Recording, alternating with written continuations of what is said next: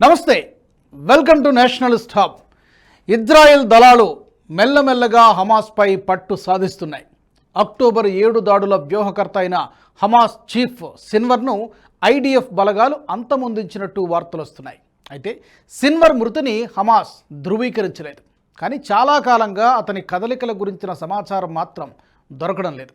దీంతో అతను మరణించి ఉంటాడా అన్న అనుమానాలు వ్యక్తమవుతున్నాయి.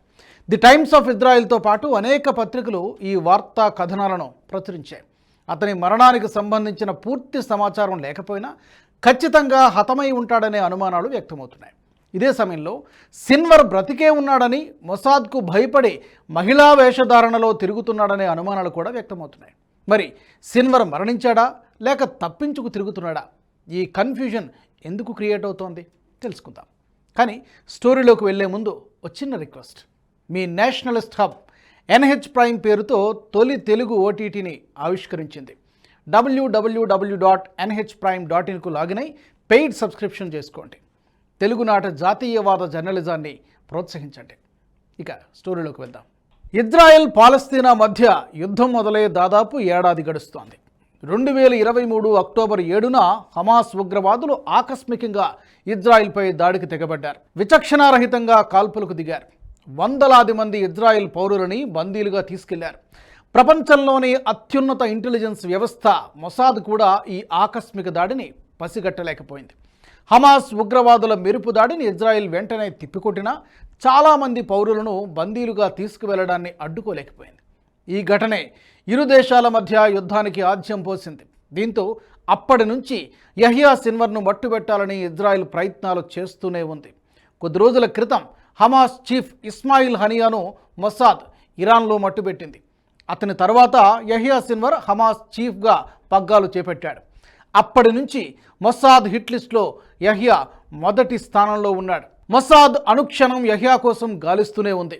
మొసాద్ నుంచి తప్పించుకోవడానికి సిన్వర్ కూడా అనేక పాట్లు పడుతున్నట్టు అంతర్జాతీయ వార్తా కథనాలు చెబుతున్నాయి.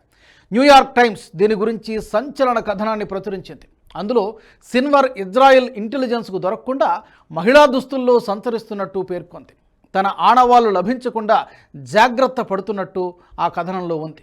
తనకు సన్నిహితంగా ఉండే అనుచరులను తప్ప ఎవ్వరినీ నమ్మడం లేదని ఉటంకించింది. దీంతోపాటు ఏ ప్రాంతంలోనూ 36 గంటల కంటే ఎక్కువగా గడపడం లేదని సమాచారం.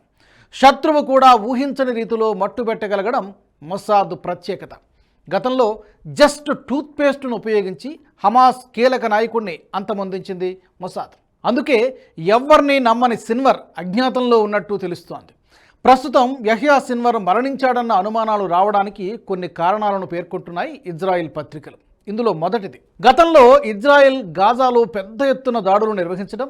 ఇందులో గాజా సొరంగ మార్గాలను లక్ష్యంగా చేసుకుంది. ఈ సొరంగ మార్గాల్లోనే సిన్వర్ దాక్కుని ఉన్నాడని, ఈ క్రమంలో యహ్యా తీవ్రంగా గాయపడి మృతి చెంది ఉండవచ్చు అనే అనుమానాలు వ్యక్తమవుతున్నాయి.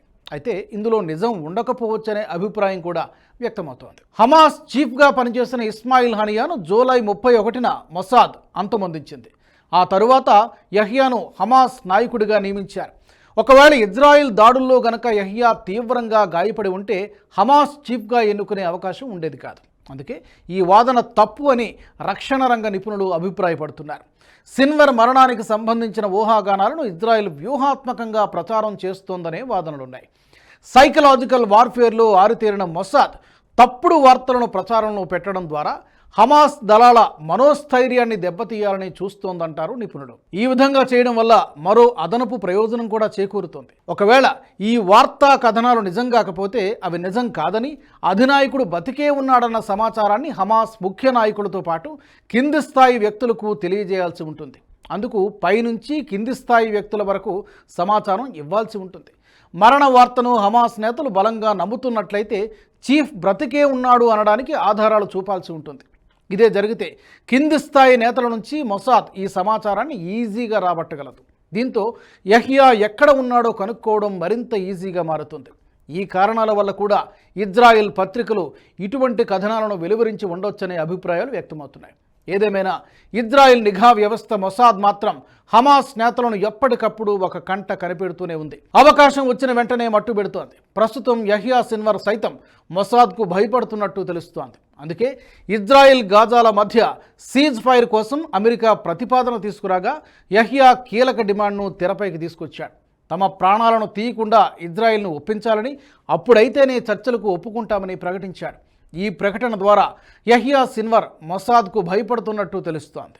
ఈ వీడియో మీకు నచ్చినట్టయితే లైక్ చేయండి, 10 మందికి షేర్ చేయండి. అలాగే కామెంట్ల రూపంలో మీ అభిప్రాయాలను మాతో పంచుకోండి. Nationalist hub group of channels ను సబ్స్క్రైబ్ చేసుకుని తెలుగునాట జాతీయవాద జర్నలిజాన్ని ప్రోత్సహించండి. ఈ వీడియో కింద ఉన్న బెల్ ఐకాన్ పై క్లిక్ చేయడం మర్చిపోవద్దు.